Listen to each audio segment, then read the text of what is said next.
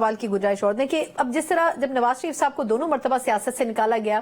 تو یہ بات گردش کرتی رہی کہ ان کی سیاست اب ختم ہو چکی ہے، دفن ہو چکی ہے اور یہ دوبارہ کبھی پولیٹکس میں نہیں آئیں گے۔ پھر اس سے پہلے ماضی میں بھی ہم نے دیکھا کہ جب دوسری جماعتوں کے قائدین کے ساتھ ہوا تو کہیں نہ کہیں دیر سویر وہ واپس سیاست میں آئے ضرور۔ بینظیر بھٹو صاحبہ جب باہر چلی گئیں تو اس وقت بھی لگا کہ واپس کبھی نہیں آئیں گی۔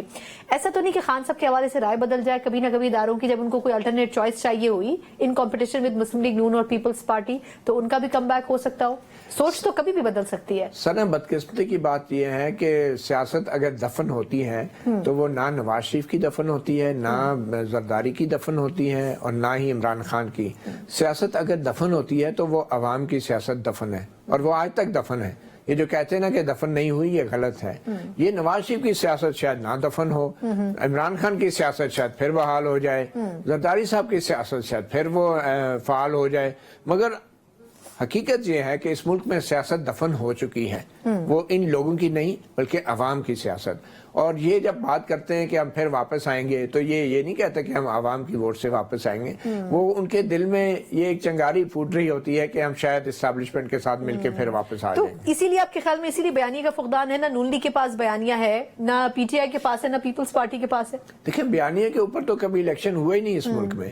سنا آپ مجھے بتائیں 2018 میں کون سے بیانیے پہ الیکشن ہوئے؟ نہیں تو پھر یہ یوتھ اورینٹڈ بیانیے کی بات کیوں کر رہے ہیں؟ مریم صاحبہ کہہ رہی ہیں کہ میں 30% جو ہے وہ ان لوگوں کو ٹکٹ دوں گی جو ینگسٹرز ہیں، ایسا پاسبل ہوگا آپ کے خیال میں؟ دیکھیں یہ کوئی بیانیہ تو نہیں ہے، یہ تو ایک قسم کا ایک کاؤنٹر بیانیہ ہے جو عمران خان نے 2018 میں اسٹیبلشمنٹ کے ساتھ مل کر دیا تھا، اور وہ یہ کرپشن اور سیاستدان کرپٹ ہیں، پرانی جماعتیں کرپٹ ہیں، نئے لوگوں کو لائیں، نیا پاکستان جو ہے، یہ کوئی بیانیہ نہیں تھا۔ بیانیہ ہوتا ہے جو ملک کی انٹیلیجنشیا سے نکلتا ہے، ایک بحث تمیز کے بعد نکلتا ہے اور اس کے پیچھے کوئی نظریات ہوتے ہیں۔ عمران خان کا بیانیہ نہیں تھا، نعرے تھے اور جن کو اسٹیبلشمنٹ نے سپورٹ کیا اور ان کو اقتدار میں لائے۔ آج کسی جماعت کے پاس کوئی بیانیہ نہیں ہے، کیونکہ بیانیہ وہ ہوتا ہے جس میں اسٹیبلشمنٹ کا کوئی کردار نہ ہو بلکہ معاشرے کا ہو، انٹیلیجنشیا کا ہو، نظریات کے اوپر بنیاد رکھتا ہو، آئین قانون پارلیمنٹ کی بات کرے اور ووٹ کو عزت دو کا جو نعرہ ہے وہ اس وقت بیانیہ بنتا ہے جب سیاسی جماعتیں یہ نعرہ لگانے کے بعد اپنی پالیسی، اپنے منشور کے اندر اور اپنے اقدامات کے اندر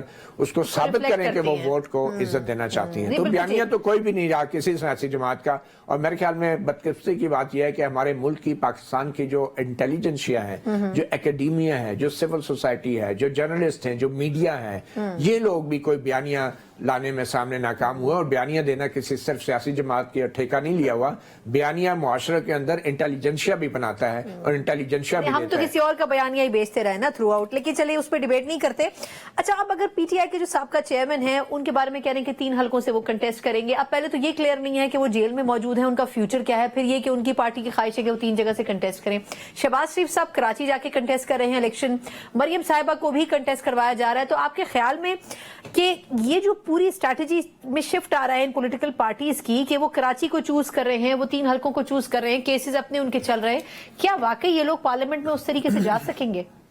میں نے آپ کو بتا دیا جب سیاسی جماعتوں کا بیانیہ ہی نہیں ہے تو پھر ان کے حلقے تو ریلیونٹ ہو گئے نا، پھر تو وہ ہر اس جگہ سے الیکشن لڑنا چاہیں گے جہاں پہ شاید ان کو اقتدار میں لانے کے لیے کچھ قوتوں کو آسانی ہو۔ جہاں سے پہلے 14 سیٹیں جو ہیں عمران خان کو دلوا دی گئی تھی، تو اب اگر 10-12 سیٹیں نون لیگ کو دلوا دی جائیں گی تو وہ کوئی اتنا مشکل کام تو نہیں ہوگا۔ تو کراچی تو ایک قسم کا لاوارث ایک شہر ہے کہ جہاں پہ بڑی آسانی سے جو ہیں اتنی سیٹیں کسی بھی ایسے لیڈر کو دلوا دی جاتی ہیں جو پہلے کبھی اقتدار میں نہیں آیا ہو، اور ان سیٹوں کی وجہ سے ہی حکومت بنا دی جاتی ہے۔